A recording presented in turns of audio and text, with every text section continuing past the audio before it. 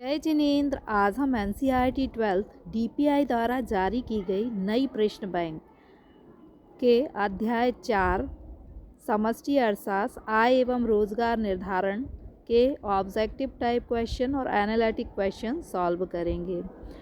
Question number 1 है, पूर्ति अपनी मांग स्वयं उत्पन्न करती है। तो यह कथन जेबी से का है। कीन्स के रोजगार सिद्धांत किस पर निर्भर है? प्रभावपूर्ण मांग पर निर्भर है। कीन्स ये कहते हैं कि यदि प्रभावपूर्ण मांग में वृद्धि होती है, एग्रीगेट डिमांड, प्रभावपूर्ण मांग में वृद्धि है तो रोजगार में भी वृद्धि हो सकती है, क्योंकि जो पूर्ति होती है वो तो एक बिंदु के बाद क्या हो जाती है, पूर्णतः बेलोचदार हो जाती है। इसके बाद है एपीसी प्लस एपीएस। एमपीसी का मतलब होता है आपके उपभोग की सीमांत प्रवृत्ति और ये बचत की सीमांत प्रवृत्ति। 1 का अर्थ होता है कि आपकी कुल आय कितनी है, ठीक है। तो आपकी कुल आय यदि हम 1 रुपये मान लें तो इसी में से आप या तो उपभोग करेंगे या बचत करेंगे, तो एपीसी प्लस एमपीसी बराबर 1 होता है। कीन्स की विचारधारा के अनुसार आय में संतुलन का निर्धारण निम्न में से कौन करता है? तो ये सामूहिक मांग और सामूहिक पूर्ति, यानी सी सही आंसर है। कीन्स के सिद्धांत का संबंध है प्रभावपूर्ण मांग, इसमें एग्रीगेट डिमांड जो है उसको ज़्यादा महत्व दिया गया है। कौन सा कथन सही है? ये के यानी गुणक का फॉर्मूला है 1/1 माइनस एमपीसी, यह सही है। एपीसी प्लस डैश बराबर 1। आपको बताए उपभोग, किसके उपभोग के बाद क्या आएगा? बचत, एपीएस। एपीसी प्लस एपीएस बराबर 1। प्रतिष्ठित दृष्टिकोण के अनुसार डैश कटौती मजदूरी को समाप्त कर, बेरोजगारी को समाप्त कर देगी। मजदूरी में कटौती, मान लीजिए कि एक व्यक्ति को रोज़गार मिला है 100 रुपये और एक व्यक्ति को बेरोज़गार है। यदि हम दोनों को 50-50 दे दें, यानी इसकी मजदूरी 100 से कटौती करके 50 कर दें, तो दोनों को रोज़गार मिल जाएगा। तो प्रतिष्ठित दृष्टिकोण वाले क्या कहते हैं कि मजदूरी में कटौती करके बेरोज़गारी को समाप्त किया जा सकता है। समग्र मांग और समग्र पूर्ति के अंतर को स्फीर्तिक अंतराल कहते हैं। डैश अंतराल अतिरेक मांग की माप है। स्फीर्तिक अंतराल जो है अतिरेक मांग की माप है। अर्थव्यवस्था में डैश का बजट बनाकर न्यून मांग को ठीक किया जा सकता है, घाटे का बजट। जैसे मान लीजिए कि ये कुछ लोग जो हैं वो बेरोज़गार हैं, तो सरकार क्या कर सकती है कि घाटे का बजट बनाए और इनको रोज़गार प्रदान करे उस पैसे से। स्फीर्तिक अंतराल को नियंत्रित करने के लिए बैंक दर में क्या की जाना चाहिए? वृद्धि। यदि स्फीर्तिक अंतराल में जो बचत होती है वो कम होती है, बैंक दर में वृद्धि से ब्याज दर में वृद्धि होगी और ब्याज दर में वृद्धि होने से लोग ज़्यादा से ज़्यादा बचत करेंगे। नेक्स्ट क्वेश्चन है सत्य असत्य।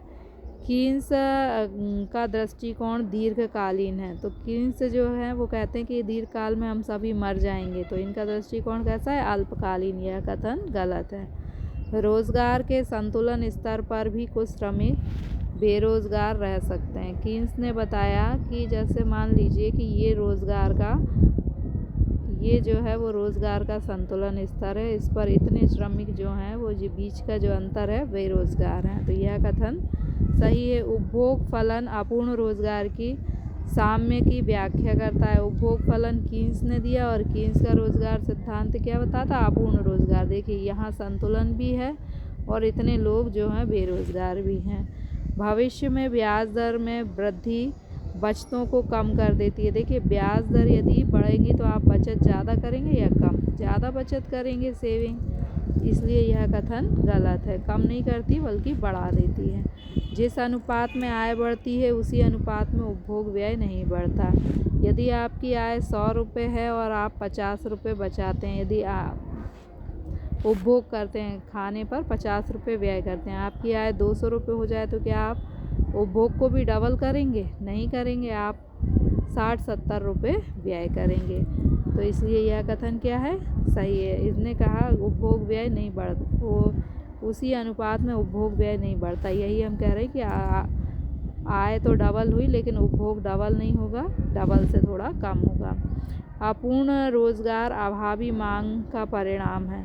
ये देखिए, ये चित्र में दिख रहा है कि यहाँ जो है अपूर्ण रोजगार संतुलन है। यदि मांग बढ़ जाए तो जितने लोग ये बेरोजगार हैं इनको भी रोजगार प्राप्त हो जाएगा।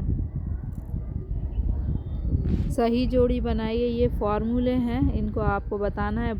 पिछली थ्योरी से आप फॉर्मूले बना सकते हैं। 1 माइनस APC जो है वो बराबर है APS। आपको मैंने बताया था कि एक व्यक्ति अपने कुल पैसे का या तो उपभोग करेगा या फिर उसमें से क्या करेगा, बचत करेगा। तो कुल आय को क्या कहेंगे, 1। तो 1 माइनस APC कर देंगे तो क्या बचेगा, APS। तो एक ही फॉर्मूले से कई फॉर्मूले बन जाएंगे।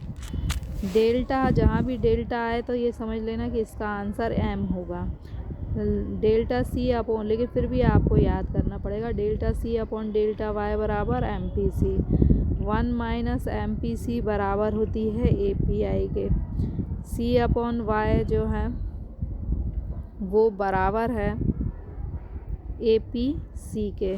Delta C upon delta I upon delta Y जो है बराबर है MPI के।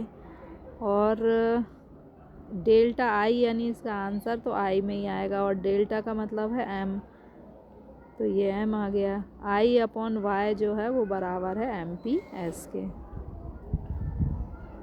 एक शब्द में उत्तर दीजिए। रोजगार का परंपरावादी सिद्धांत किस प्रतियोगिता की मान्यता पर आधारित है। पूर्ण रोजगार। परंपरावादी अर्थशास्त्री जैसे पीगू मानते हैं, से मानते हैं कि सभी लोगों को पूर्ण रोजगार प्राप्त होता है, कोई भी व्यक्ति बेरोजगार नहीं होता। कीन्स ने अपने सिद्धांत में किस अर्थव्यवस्था की मान्यता ली, समाजवाद। जैसे समाजवाद में सरकार का रोल अधिक होता है, तो कीन्स के रोजगार सिद्धांत में भी सरकार की भूमिका अधिक है। अल्पकाल में प्रभावपूर्ण मांग बढ़ाने हेतु किसको बढ़ाना संभव नहीं होता, समग्र पूर्ति को। ये देखिए, प्रभावपूर्ण मांग जो है वो तो लोचदार होती है, लेकिन ये प्रभावपूर्ण पूर्ति बेलोचदार होती है। ये पूर्ति वक्र एकदम सीधा हो गया, यानी इसको बढ़ाना संभव नहीं होता। 1 माइनस APC किसके बराबर होता है, APS के बराबर होता है। पूंजी की सीमांत दर किसके बराबर होती है, प्रतिफल की प्रत्याशित दर। पूंजी की सीमांत दर बताता है कि रुपए की एक इकाई, पूंजी की एक इकाई बढ़ाने से आय में कितनी वृद्धि होगी, प्रतिफल में कितनी वृद्धि की आशा है। पूर्ण रोजगार किस में वृद्धि आवश्यक मानता है, प्रभावपूर्ण मांग में। यदि प्रभावपूर्ण मांग में वृद्धि हो जाए तो जो बेरोजगार लोग हैं उन्हें भी रोजगार प्रदान किया जा सकता है। इसमें एक संशोधन है कि रोजगार का परंपरावादी सिद्धांत किस प्रतियोगिता पर आधारित है, तो ये क्या है, पूर्ण प्रतियोगिता है।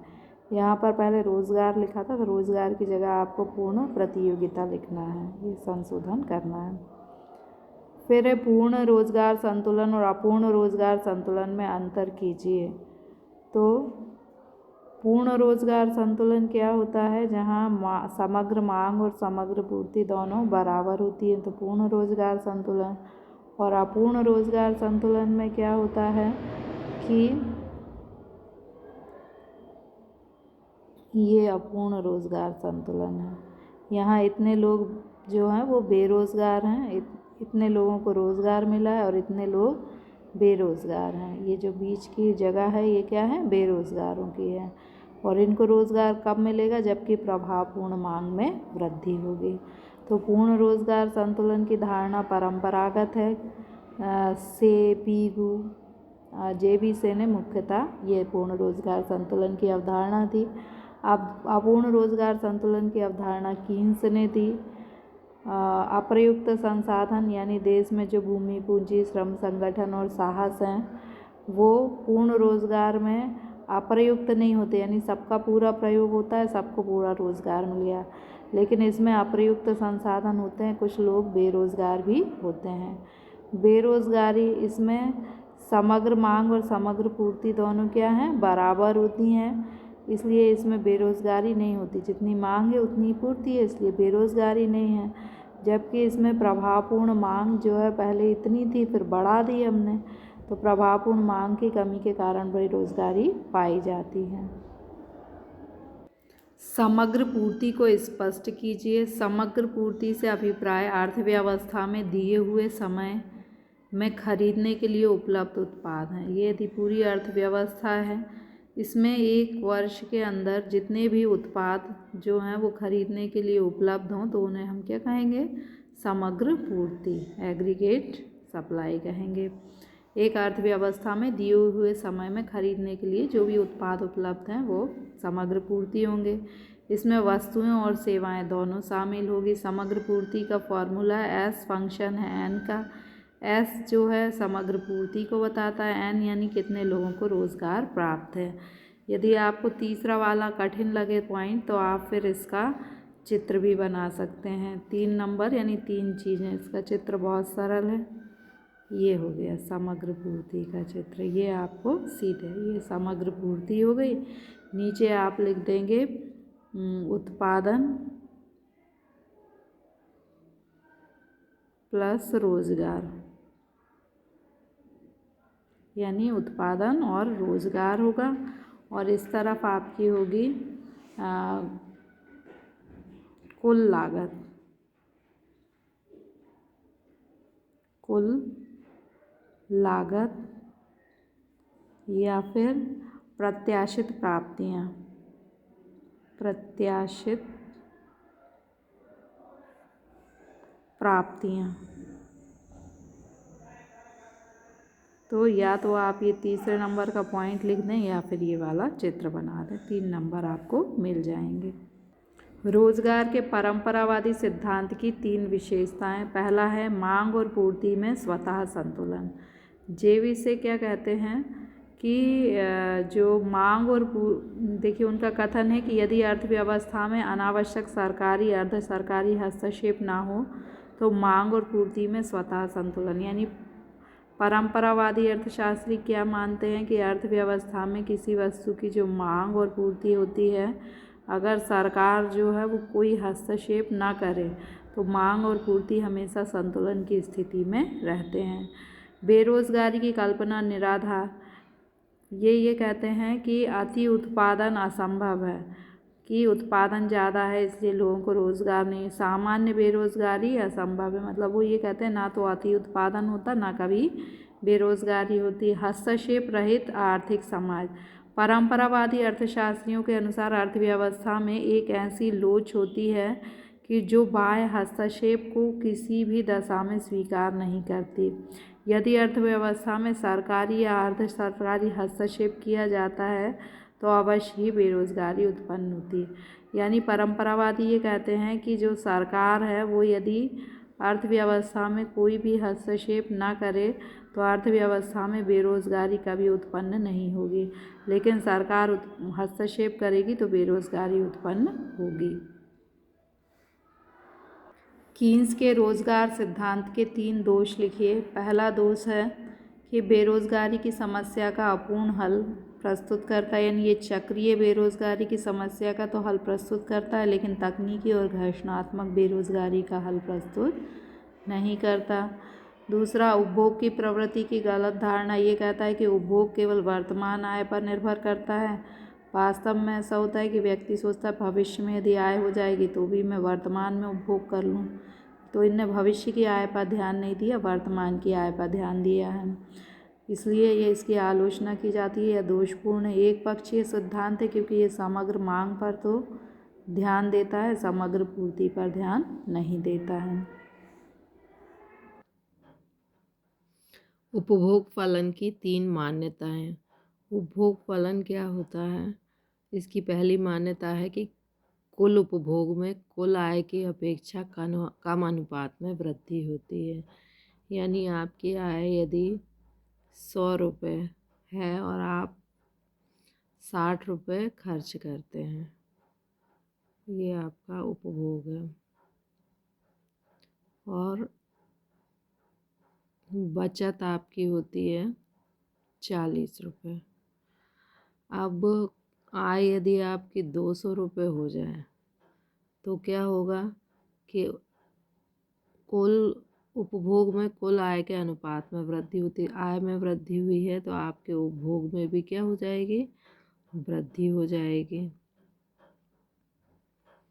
तो यही बोला है कि कुल उपभोग में कुल आय के से कम अनुपात में वृद्धि होती है। कम अनुपात का मतलब होता है कि आय तो आपकी क्या हो गई, डबल हो गई, लेकिन उपभोग 60 का डबल कितना हो गया, 120 हो जाएगा। लेकिन आय उपभोग में वृद्धि आपकी 120 नहीं बल्कि 100 हुई, यानी कम वृद्धि हुई।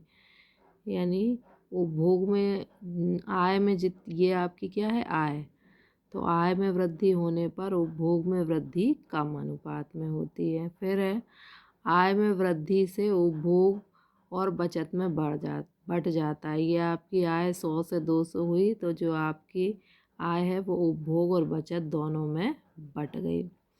इसके बाद है कुल आय में वृद्धि के कारण उपभोग, व्यय और बचत दोनों में वृद्धि होती है। आपकी आय में जो वृद्धि हुई उससे आपके उपभोग में भी वृद्धि हुई और आपकी बचत में भी वृद्धि हुई। बचत फलन की व्याख्या कीजिए। बचत फलन क्या बताता है कि आप बचत और आय में संबंध को बताता है कि यदि आपकी आय में वृद्धि होगी तो बचत में कितनी वृद्धि होगी। इसका फॉर्मूला है y माइनस सी। एस यानी बचत, y यानी आय। आय में से आप कितना उपभोग करेंगे। यदि आपकी आय 200 रुपये है और आप जो है 150 रुपये का उपभोग करते हैं तो 200 में से 150 माइनस करेंगे तो 50 रुपये क्या हो जाएगी, बचत। S equal to Y minus C. S यानी बचत, वाई यानी आय और सी यानी उपभोग। इसको तालिका समझ सकते हैं। जब आप छोटे होते हैं तो आपकी कोई आय नहीं होती लेकिन आप कुछ ना कुछ तो खर्च करते हैं। तो खाने पीने पर खर्च होता है तो आपकी बचत नहीं बल्कि आवचत होती है -50। किसी से मान लीजिए बड़े भी हैं तो किसी से उधार लेके खर्च होंगे तो बचत क्या हो जाएगी, माइनस में हो जाएगी। जब आपकी आय मान लीजिए आप बड़े हो गए और आपकी आय 100 रुपये है तब आप खर्च भी 100 रुपये ही करते हैं क्योंकि प्रारंभ में आप 50 रुपये तो जिससे आपने उधार लिए हैं उसे चुकाएंगे, 50 रुपये आप जो खाते थे वही खाएंगे। फिर आपकी आय और बड़े हुए, आय बढ़कर 200 रुपये हो गई। तब आपकी बचत कितनी है, तब आपने उपभोग को थोड़ा सा बढ़ाकर 150, पहले आप 50 का उपभोग करते थे अब 150 का उपभोग कर रहे हैं तो बचत कितनी हो गई, 50 रुपये। तालिका ज़रूरी नहीं है कि आप बनाएं, ऊपर की व्याख्या लिखने पर भी आपको 3 नंबर मिल जाएंगे।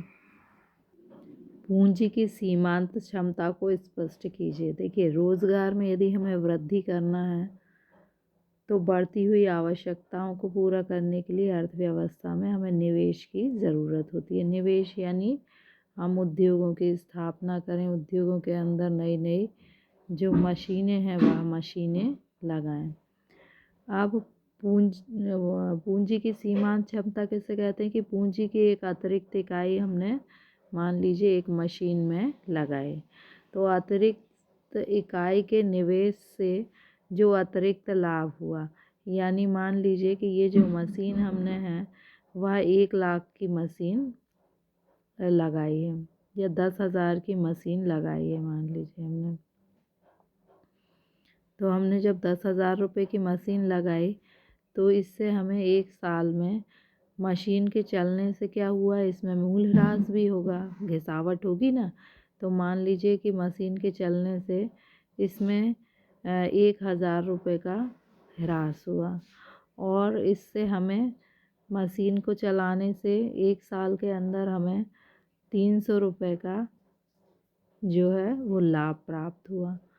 तो पूंजी की सीमांत क्षमता में क्या बताएगी कि 10,000 रुपये लगाने पर हमें 300 रुपये का लाभ हुआ, लेकिन इस लाभ में मूल्यह्रास को क्या करना चाहिए, कंसीडर करना चाहिए, क्योंकि इस लाभ को प्राप्त करने के लिए हमें मशीन को चलाना पड़ा जिससे मशीन के मूल्य में 1,000 रुपये की गिरावट आई।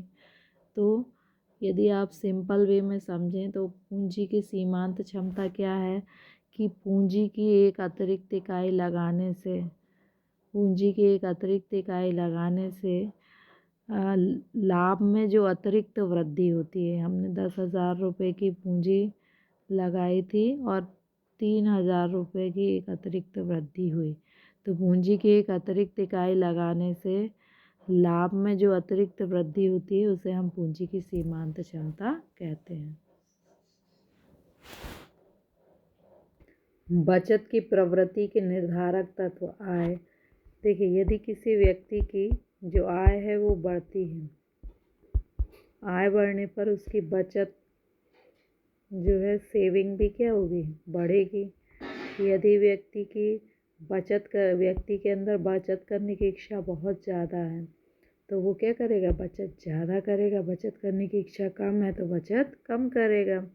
ऐसे जीवन स्तर, यदि व्यक्ति अपने जीवन स्तर को बढ़ाना चाहता है तो बचत अधिक करेगा। तो पॉजिटिव निगेटिव मेथड से लिखना है। आय अधिक होने पर बचत अधिक होगी, आय कम होने पर बचत कम होगी। बचत करने की इच्छा अधिक होने पर बचत ज़्यादा होगी, बचत करने की इच्छा कम होने पर बचत कम होगी। जीवन स्तर में वृद्धि की अधिक आकांक्षा होने पर बचत अधिक होगी और इसके विपरीत स्थिति में बचत कम होगी। सिंपल इसका आंसर है। आधिक्य मांग और अभावी मांग में अंतर बताइए।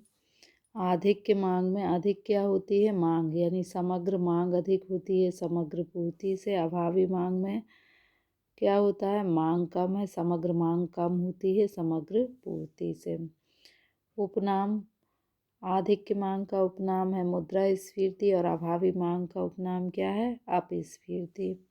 इसका प्रभाव क्या होता है, इससे मूल्य स्तर में वृद्धि हो जाती है और इससे उत्पादन, मांग और मूल्य स्तर में कमी आती है। मांग कम होगी तो मूल्य कम होगा, मांग अधिक होगी तो मूल्य अधिक होगा। अभावी मांग के कारण लिखिए। अभावी मांग का पहला कारण है बचत की प्रवृत्ति में वृद्धि के कारण।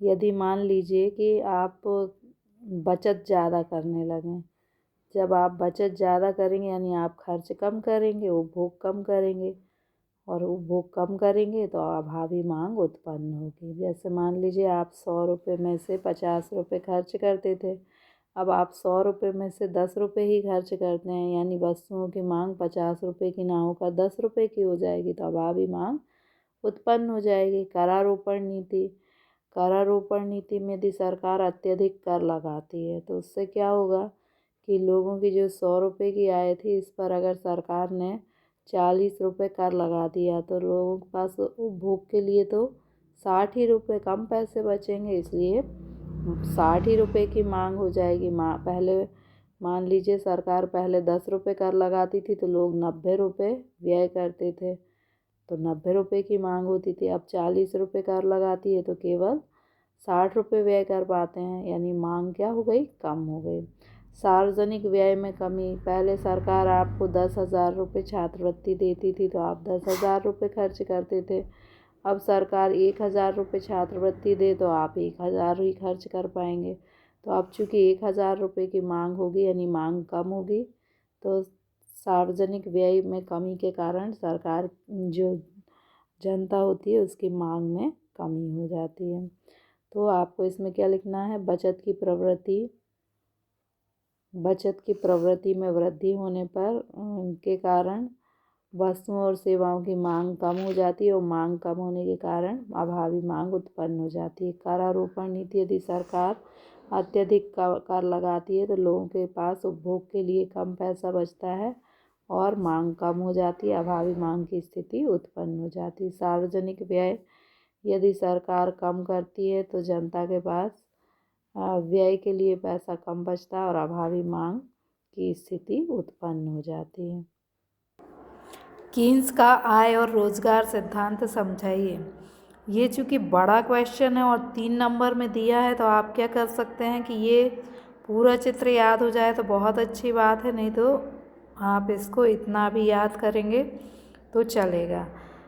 कीन्स का रोजगार सिद्धांत क्या बताता है कि रोजगार, कुल आय और कुल उत्पादन तीनों बराबर होते हैं। जैसे आप कोई रोज़गार करते हैं, वहाँ पर आपको जो भी वेतन मिलता है वह आपकी कुल आय है, और उस आय से आप कुछ ना कुछ उत्पादन को खरीदेंगे तो वह कुल आय, कुल रोज़गार और कुल उत्पादन तीनों क्या होते हैं, बराबर होते हैं।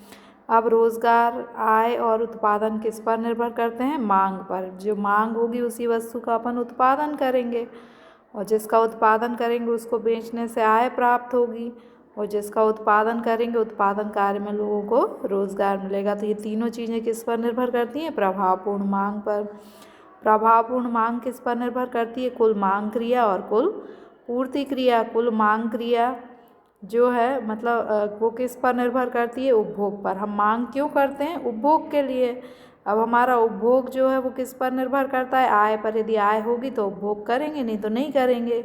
और उपभोग की प्रवृत्ति, जैसे यदि हमें जिस चीज़ की आदत पड़ जाती है तो वो उस चीज़ का हम अवश्य ही उपभोग करते हैं।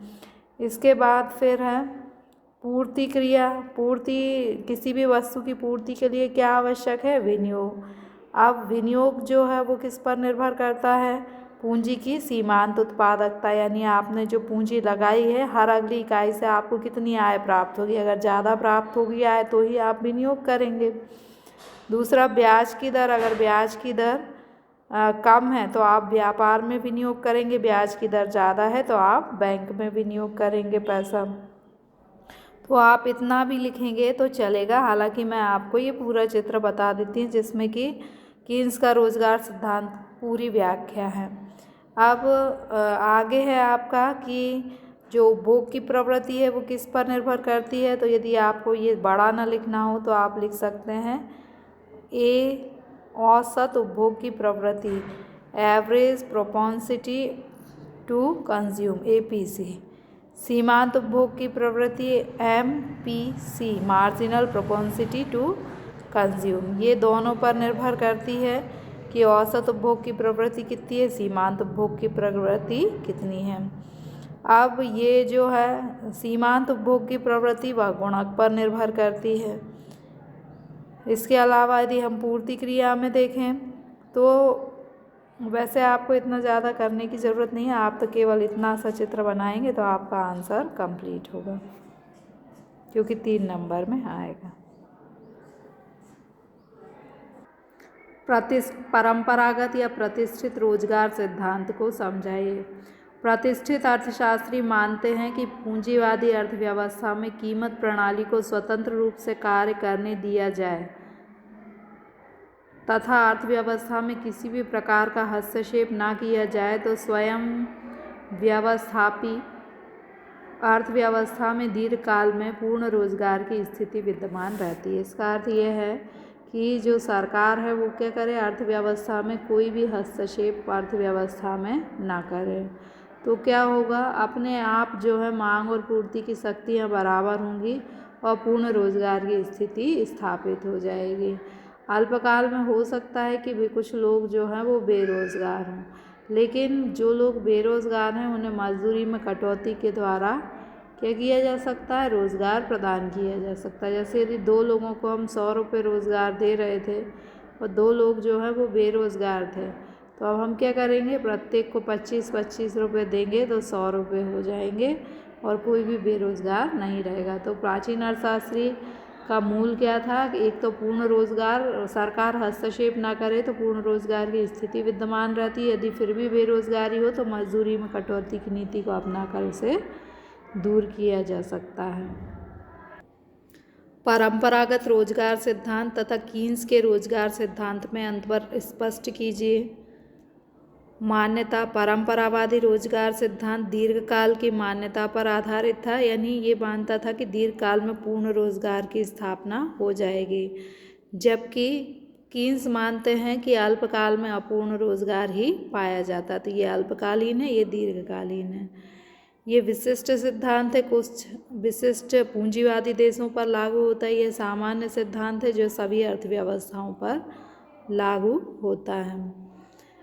बचत से निवेश, परंपरावादी कहते हैं कि पहले एक व्यक्ति जो है वो बचत करता है और बचत करके उस बचत को व्यापार या बैंक में निवेश करता है। कीन्स कहते हैं कि पहले व्यक्ति बैंक या व्यापार में निवेश करता है और उससे पैसा कमाता है और कमाए हुए पैसे से वह बचत करता है। यानी कीन्स जो है निवेश से बचत पर आते हैं और परंपरावादी बचत से निवेश पर आते हैं।